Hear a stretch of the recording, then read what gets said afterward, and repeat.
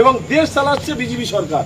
আর আমরা পশ্চিমবঙ্গের মাটি সেই শ্যামাপ্রসাদের আমরা চরণ ধুলিতে প্রণাম জানাবো। আমরা এই সবে 2026 সালে সেই শ্যামাপ্রসাদের পদ্মফুল উপহার দিয়েছি। যাই হোক, এখানে পদ্মফুল ছাড়া এই ক্যানিং পূর্ব তথা পশ্চিমবঙ্গে তো থাকবেই না। ক্যানিং পূর্বে কোনো বিরোধী দলের কোনো ফ্ল্যাগ ফিস্ট না, বিরোধী দলের কোনো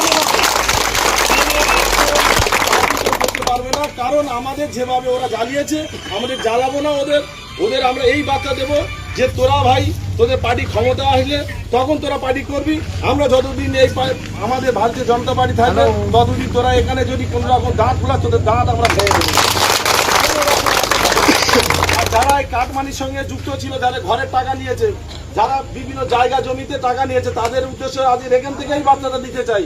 6% সরকারি হিসাবে আপনারা ওই টাকাটা জোগাড় করুন। 9 তারিখের পর থেকে কিন্তু কোড়ায় ঘন্টা হিসাব নেবো। কিন্তু দাদাগিরি করে আপনারা 4 তলায় শুয়ে থাকবেন। আর আমাদের সাধারণ কর্মীরা আজকে সেই খড়ের চালে, আজকের মাটির দেয়ালে শুয়ে থাকবে, এটা হতে পারে না। আপনারা এর বিচার করবেন, বিচার করার জন্য তৈরি থাকবেন। এমন কিছু করবেন না, সব আলোচনার মধ্যে দিয়ে করবেন। এমন কিছু করবেন না, হঠকারী কোনো সিদ্ধান্ত নেবেন না।